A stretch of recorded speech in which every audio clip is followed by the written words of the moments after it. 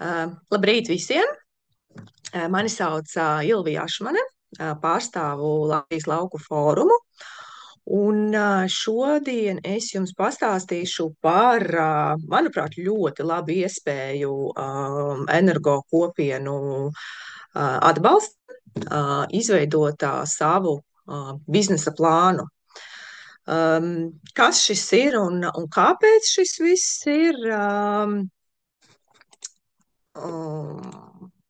Tātad vispār mērķis šim visam lielajam projektam, šī iniciatīva nāk no Eiropas komisijas, un, ja jūs atceraties, tad iepriekš jau bija arī pieejami dažādi atbalsti, kas nāca no Eiropas. Viens bija Energy Community Advisory Hub, kas bija vairāk fokusēts uz energo kopienām lauku teritorijās, un otrs bija repozitorijas, kas vairāk bija paredzēts pilsētām. Tad, liekot kopā šīs visas prakses, ir izveidot Energy Community Facility. Un kāds ir mērķis? Mērķis ir atbalstīt vismaz 140 energo kopienas biznesa plānu izstrādē. Uzsvars ir tieši uz jaunizveidotām, tikko dibinātām energo kopienām. Tāpēc, manuprāt, Latvijai šī ir vienkārši lieliska iespēja. Kāpēc tas tiek darīts? Un protams, izaicinājumi ir daudz, jo ne visās dalībvalstīs energo kopienas šobrīd ir un strādā. Pirmais ir, protams, kapacitātes trūkums, runājot gan par finanšu, gan par cilvēku resursu kapacitāti. Otrs noteikti ir zināšanu trūkums, vispār kas ir energo kopiena un kādas finanšu iespējas ir. Iesaistes un prasmju trūkums, jā, daudzi droši vien nezin vēl un tā tālāk, vai visbiežāk energo kopienas ir pārāk mazas, tādējādi tās tiek izslēgtas no lielajām finanšu atbalsta programmām, piemēram, Elena vai InvestEU un citas. Kāds ir vispār šī visa mērķis un kā tas darbojās? Tātad vispirms ir kapacitātes celšana, tātad mēs mācāmies, mēs izglītojamies, kas tas ir. Tad nāk šī piešpricējumā publiskais grants. Katrai energo kopienai 45,000 eiro apmērā tiek radīts biznesa plāns, kur jūs saprotat, kā energo kopiena darbojās. Pieliekot klāt privāto finansējumu, vai tas var būt jebkurš cits valsts atbalsta vai projektu finansējums, jūs tiekat pie savas energo kopienas. Vai vismaz pie sākotnējā lielā savā energo kopienu projekta. Kur šis ir atbalsts vispār pieejams? Protams, primāri tās ir Eiropas Savienības dalībvalstis plus Islande, Ukraina, Moldova un Ziemeļa Maķedonija. Šo visu projekta pieteikumu, tas ir vispār zem LIFE programmas projekta pieteikums. Konsorcija dalībnieki ar savām lomām ir šeit, es nelasīšu. Vien uzsvēršu to, ka šī visa lielā projekta koordinators un vadošais partneris ir Rescoop. Ja jūs vēl nezināt, tad Rescoop ir ļoti liela Eiropas līmeņa organizācija, kuras biedri ir energo kopienas no visas Eiropas. Un viņi tiešām strādā ļoti daudz uz energo kopienu spēcināšanu, stiprināšanu un palīdz projektu iesniegšanā. Viņiem tās aktivitātes ir daudz un gana plašas. Jā, katram konsorcija dalībniekam ir sava loma. Piemēram, par kapacitāti, tad, kad es stāstīšu, jo būs arī mācības, tad atbildīgais būs Energy Cities. Un jūsu pieteikumus savukārt vērtēs Ricardo kopā ar Ecoris. Ir lielais konsorcijs, bet šim konsorcijam palīgā nāk katrā valstī vietējais, jeb nacionālais eksperts. Tas ir tāpēc, lai sniegtu atbalstu energo kopienām savā valodā un lai būtu vieglāk pieteikšanās. Latvijā šis nacionālais eksperts esam mēs, Latvijas lauku fórums. Un kāda ir mūsu loma? Nu, pirmkārt, mēs izplatām informāciju un stāstam par to latviešu valodā. Viens ir šis, kas ir, otrs, jā, visa informācija, visa palīdzība ir latviešu valodā, tāpēc, ja jums ir kādi jautājumi, droši man zvaniet, jo mēs sniedzam atbalstu jebkuram potenciālam projekta iesniedzējam. Ja es kaut ko nezināšu, tad jautāsim lieliem projekta iesniedzējiem.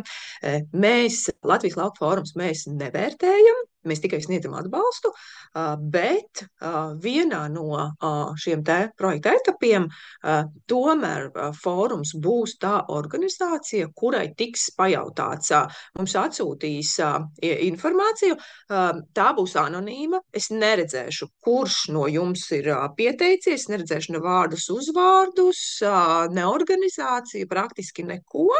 Es redzēšu tikai aprakstus, pēc kuras man būs jāpasaka, šis ir reāli vai nezinu, atbilstoši Latvijas situācijai un nacionālajai likumdošanai, ka tur ir sasolītas zelta pilis un, nē, šis neies cauri. Tā kā kaut kādā brīdī man arī tiks jautāts, vai šo laist tālāk, vai šo nelaist tālāk.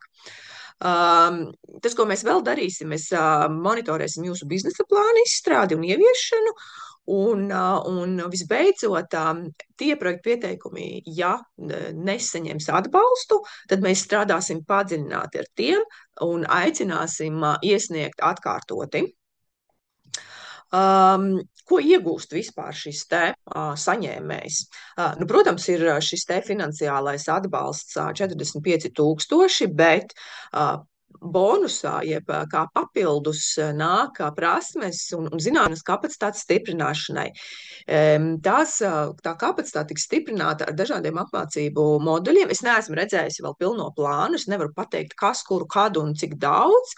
Tās būs apmācības, manuprāt, tiešsaistē, kur katram būs obligāti jāaiziet. Šis ir kaut kas, šī te zināšanu stiprināšana, tas būs obligāts noteikums. Līdz ar to tas nebūs tā, ka es saņemu 45,000 un laimīgi daru, ko gribu un rakstu savu biznesa plānu, kur un kā gribu. Nē, jūs tiksiet apmācīti, kā to rakstīt, jums būs tīklošanās pasākumi, jums būs...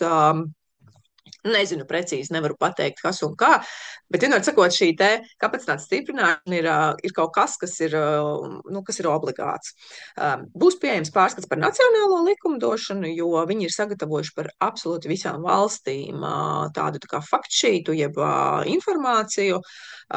Jums būs pieejama informācija par finansējuma iespējām, labās prakses piemēriem un, protams, publicitāte. Es domāju, tā būs publicitāte jums gan Latvijas mērogā un pilnīgi noteikti arī Eiropas mērogā un Eiropas līmenī. Būs 2 uzsaukumi. Pirmais uzsaukums ir jau vaļā no 2. jūnija. Un pieteikumu termiņš ir šī gada 30. septembris. Būs arī otrs uzsaukums nākamgad, bet tātad pirmais uzsaukums ir vaļā 4 mēnešus, praktiski visu vasaru, un deadlines ir 30. septembris. Otrais uzsaukums būs atvērts tikai 2 mēnešus.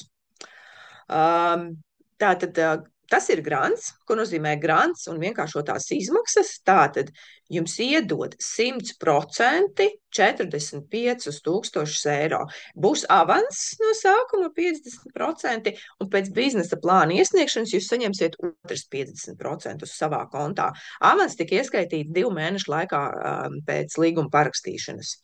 Vienkāršotās izmaksas nozīmē to, ka jums netiek prasīti nekādi izdevumu pamatojošie dokumenti, jums nav jāiesniedz ne savi tur, algu saraksti, ne rēķini, ne bankas konta izdruka, ne kaut kādi līgumi, praktiski nekas.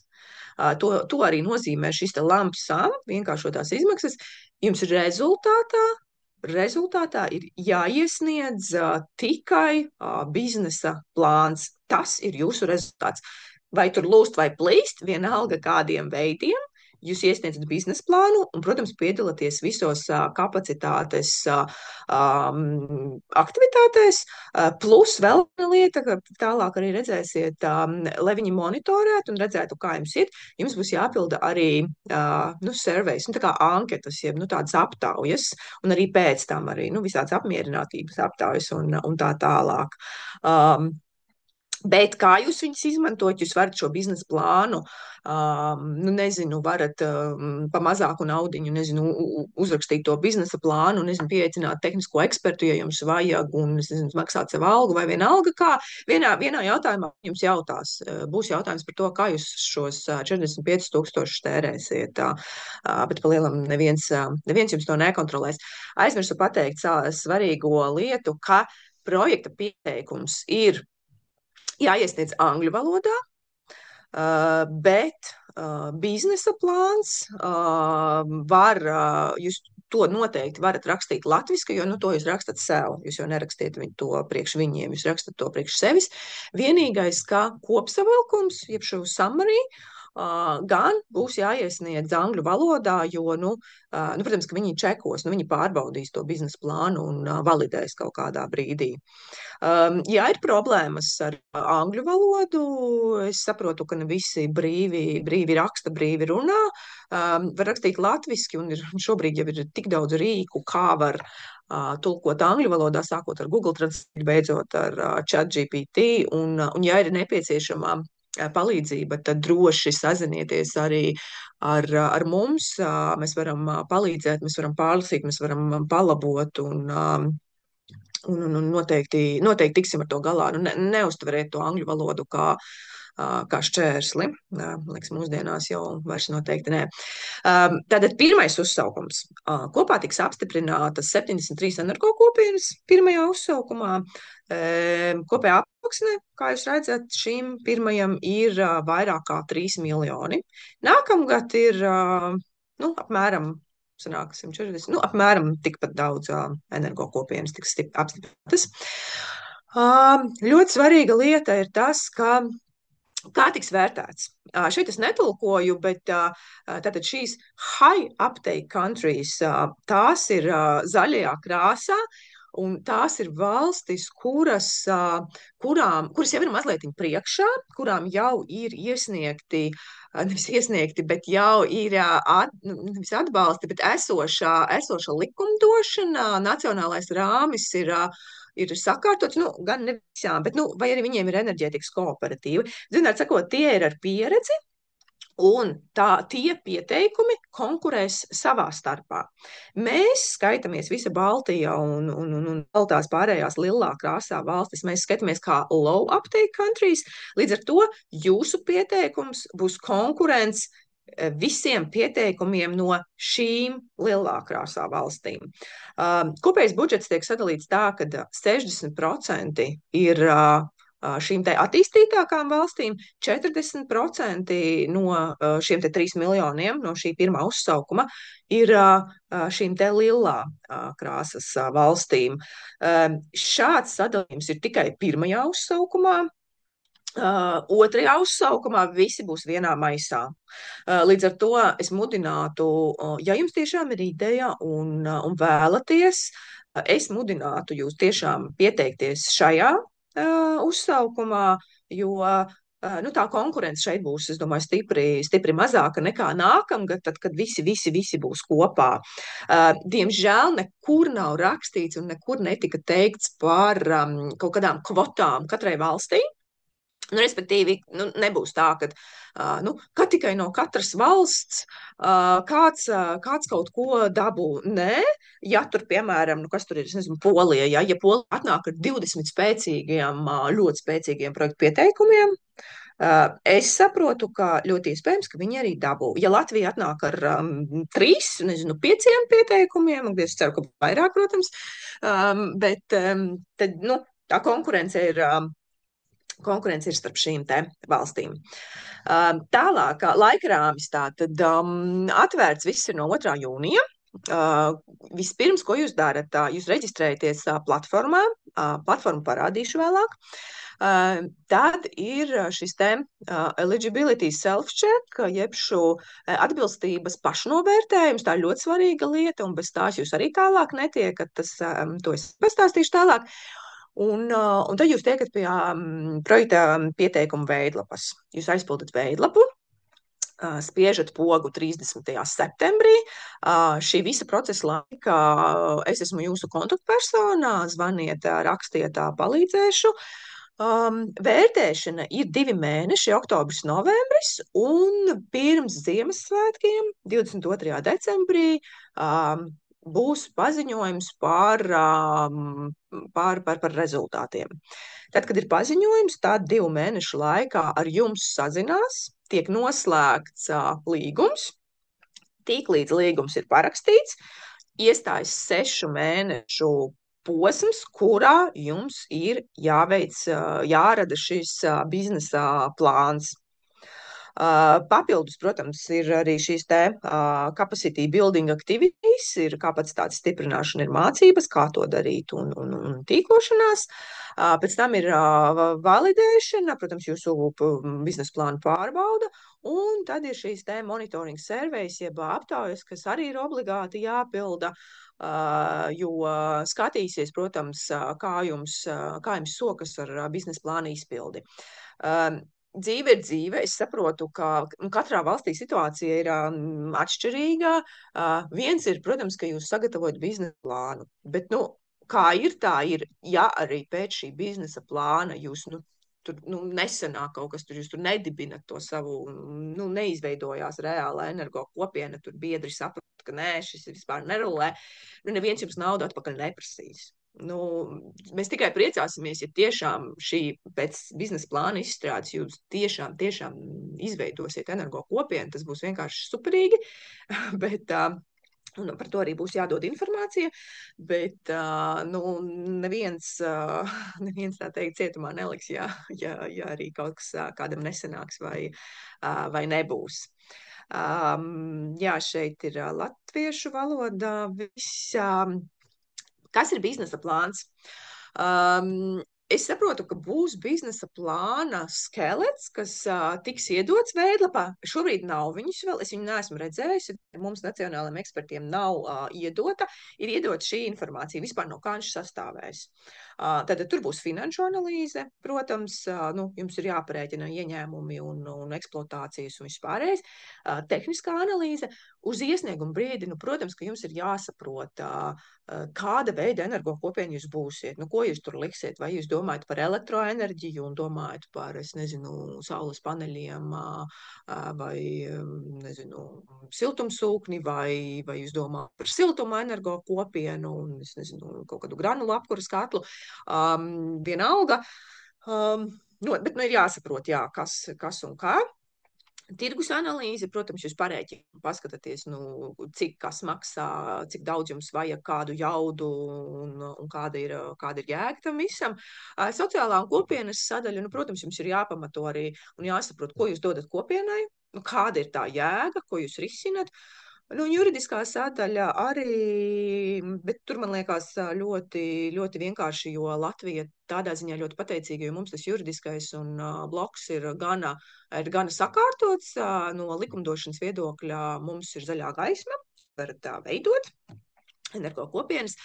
Mūsu mīnus ir tas, ka mums nav labo piemēru, mums nav paraugu, mums nav uz kā varbūt paskatīties, kā darīt labāk, kā darīt savāk. Tāpēc es vēlreiz uzsveru, Latvija ir vienkārši ideālā pozīcijā, lai izmantotu šo te iespēju izveidot biznesa plānu, izveidot vispār priekš Latvijas tādu biznesa modeli, kā šis varētu strādāt. Šeit ir tie atbilstības kritēriji. Ļoti svarīga sadaļa. Jo, protams, arī mūsu tajās diskusijās viskarstākais jautājums ir, kurš tad drīkst pieteikties? Kas var pieteikties? Pēc tam diskusijām es sapratu, ka patiesībā ir dažas valstis, kuras pat nevar pieteikties, jo pirmais pieteikuma iesniedzējs ir juridiska persona. Šeit stāst uzreiz. Tātad šeit nav domāts, ka juridiska persona ir viena Nu, tā kā viena organizācija, nē, ka pašvaldība kā pašvaldība, kā viena pati organizācija pieteikties nevar. Pašvaldība var būt energokopienas biedrs, mierīgi. Nevar pieteikties SIA vai, Latvijas gadījumā, jā, tā ir SIA, kas ir elektroenerģijas ražotāji vai tirgotāji. Arī nē. Latvijas gadījumā šeit būs juridiska persona, saskaņā ar mūsu nacionālo likumdošanu, tātad energokopiena var būt gan biedrība, gan SIA, gan, kas tur vēl bija, kooperatīvs, praktiski jebkas. Manā personiskajā ieskatā subjektīvais viedoklis, ka visērtāk ir tomēr dibināt biedrību, visvieglāk, kur biedrības biedri ir energokopienas biedri. Un tad, kad jūs dibinat, tad jums, protams, jums ir mājasdarbs jāizdara. Jums ir jāsaprot, kas ir jūsu potenciāli energokopienas biedri. Jūs sanākat kopā, jūs izveidojat statūtus, jo šiem statūtiem ir jābūt tiešām mērķētiem un fokusētiem uz energokopienu. Tā nevar būt biedrība, kas darbojas, piemēram, laukos, tur darbojas kultūras aktivitātēm vai sporta aktivitātēm, jo tad jums praktiski sanāk mainīt visus statūtus, un arī tad, teiksim, jums ir 20 biedri, 10 grib būt energokopienas biedri, 10 negrib. Man liekas, ka tad ir vēl grūtāk. Vieglāk ir izveidot jaunu biedrību ar konkrētiem statūtiem un dibināšanas šo te protokolu, lēmumu, kas ir tieši fokusēti uz energokopienām. Es saprotu, ka tur varētu būt aizķeršanās, tāpēc Latvijas fórums apņemās sagatavot paraugu, jo šajos statūtos tur ir jāatrunā pirmkārtām, kas var būt biedrs, kā var iestāties, kā var izstāties, kāda notiks balsojuma, piemēram, vienam biedram viena balss vai vienam biedram tur cik procenti. Kā jūs dalīsieties ar šo te saražoto enerģiju, cik, kā, kuram? Šādi jautājumi tam visam būtu jābūt jau statūtos, bet es ieteiktu statūtus veidot tādus gana atvērtus un gana plašus, tā lai nav, tā lai pēc tam, tad, kad jūs saprotat, kad ir kaut kas jāmaina, lai to viegli izdarīt. Paraugus mēs apsolamies nākamnedēļ, es ceru, nākamnedēļ ielikt mūsu mājaslapā, jo būs arī gan šī prezentācija, gan video ieraksts, viss būs atrodams Lauku fóruma mājaslapā, un mēģināsim sagatavot arī kaut kādus paraugus, lai jums ir vieglāk. Tas, kas būs pēc tam jāpievieno, to es arī stāstīšu vēlāk, būs šī te reģistrācijas apliecība. Protams, jūs dibinat biedrību oficiāli uzņēmuma reģistrā, un apliecība ir viens no obligātajiem pielikumiem, kas ir jāpievieno. Tātad tas ir par pirmo. Nākamais jau patiesībā būs atrunāts jūsu statūtos, tātad šām juridiskajai personai ir jāatbilst Eiropas Savienības definīcijai par energokopienām, tātad tas ir viss par pašpatēriņu, par brīvprātīgo, par sociālo, par vides aspektiem un tā tālāk. Trešais, Latvija, protams, ir viena no LIFE programmas atbilstīgajām valstīm, un pēdējais, ko jau es teicu, tas ir obligāts, ka jūs apņematies piedalīties visos kapacitātes celšanas pasākumos un monitoringa aptaujas pildīt. Šiem visiem jums ir jāatķeksē yes. Ja jums nav yes, tad praktiski jūs tālāk jūs netiekat. Par vērtēšanu es netulkoju, ir pieejams arī vadlīnijas. Šeit es tikai tie, kur tiešām rakstīs, iesaku iedziļināties, tomēr kādi ir kritēriji. Šeit tikai vispārīga informācija. Tātad maksimums var dabūt 25 punktus. Ir 4 kritēriju, bloki lielie. Minimums, lai jūs vispār validētos un tiktu tālāk, ir 15 punkti. Un tad ir lielie bloki. Tātad pirmais, protams, skatās kopienas gatavību. Pirmais ir šīs te piesakās emerging energy communities. Tas nozīmē, tikko tiešām jaunu veidotās. Mums tā nav problēma. Mums nav tāda, un praktiski jūs visi, kas jūs pieteiksieties, jūs būsiet jauni dibinātas un jauni veidotas. Tas vairāk ir varbūt uz citām valstīm. Nākamais tā demokrātija un tā iekšējā struktūra un kā tiek pieņemt lēmumi. Šis ir svarīgi, tam ir jābūt atrunātam un tam noteikti aprakstiet arī projekta pieteikumā. Protams, lomas un atbildības un viss par biznesa plānu. Nu, protams, jābūt reālam plānam un tādam pamatotam. Otrais ir projektā ambīcijas. Man jau liekas, ka Latvijā ja jūs pieteiksieties, jūs visi jau būsiet gan ambiciozi un malači. Jo šis ir kaut kas jauns un nezināms un nedzirdēts. Tālāk saskaņotība un ticamība. Tas ir tas, ko es teicu, ka jums ir jāpadomā par tehnoloģiju, jums ir jāpadomā investment size, tātad cik lielu jaudu jums vajag, kādu, cik kas maksās, kur jūs dabūsiet finansējumu. Man liekas, grūtākais ir šo te energy savings un tos CO2 ietaupījumus parēķināt. Tur gan ir rakstīts, ka to vajag tikai tā aptuveni un tā, bet es domāju, ka te varētu varbūt kādam būtu problēmas. Ja jums vajag palīdzību, zvaniet man, izdomāsim, ko tur ierakstīt tajā lodziņā un kā aprēķināt. Engagement stratēģija, protams, jums ir jāapraksta, kā jūs iesaistīsiet savus kopienas biedrus, kā jūs piesaistīsiet jaunus biedrus, un timeline laika grafiks. Un pats pēdējais bloks ir par šo sociālo un inklūziju, tātad šo te sociālo un iekļautības aspektu. Šeit es pačukstu priekšā noteikti atslēga vārdi ir energy poverty, jeb šo enerģētiskā nabadzība, jo šis ir kaut kas, ko noteikti var šajā lodziņā iet, jo laukos noteikti ir enerģētiskā nabadzība un cilvēki ļoti lielu daļu no saviem ienākumiem tērē tieši apkurei un elektroenerģijai. Tālūk, noderīgi dokumenti es jums parādīšu arī mājaslapā, bet šie ir 3 tādi jums svarīgākie. Pirmais ir call for proposal, tātad tur ir praktiski visa informācija, ko es jums arī šeit iedevu. Dokumenti ir tiešām ļoti skaisti, viegli lasāmi angļu valodā, bet tiešām viegli saprotami. Pats svarīgākais, ko es iesaku, ir šie te guidelines, jeb vadlīnijas projektu iesniedzējiem, parādīšu, kāpēc. Un biežāk uzdotie jautājumi, ja jūs neatrodat atbildi šajā sadaļā, zvaniet man, mēģināšu palīdzēt.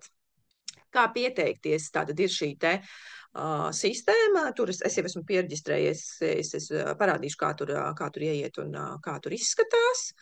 Un, ja ir kādi jautājumi, par to pieteikšanos tika minēts uzreiz, ka sākumā, lai jūs pierģistrētos, būs jāievada e-pasts, un tad no tā e-pasta būs saite, un tad jūs tur izveidojat paroli un tālāk. Šis e-pasts mēdz iekrist spamā. Pirms jūs meklējat, ja tuvāko minūšu laikā nav, noteikti paskatieties spamu. Ja nav spamā, tad ir šāds te helpdesk. Tur var par IT jautājumiem, un arī šie jautājumi atnāks man, tad, kad jūs izvēlēsieties tur valsti. Un ir man īpašais e-pasts, saucās latvia@energycommunitiesfacility.eu. Uz šo lūgums sūtīt visus savus jautājumus. Mans telefona numurs, tas arī, manuprāt, jau ir visur pieejams, tāpēc es priecāšos palīdzēt. Pirms mēs ejam tālāk pie jautājumiem, es gribu jums parādīt 2 lietas. Es gribu jums parādīt vienu lietu, kur tātad šī ir tā mājaslapa, tātad energycommunitiesfacility.eu.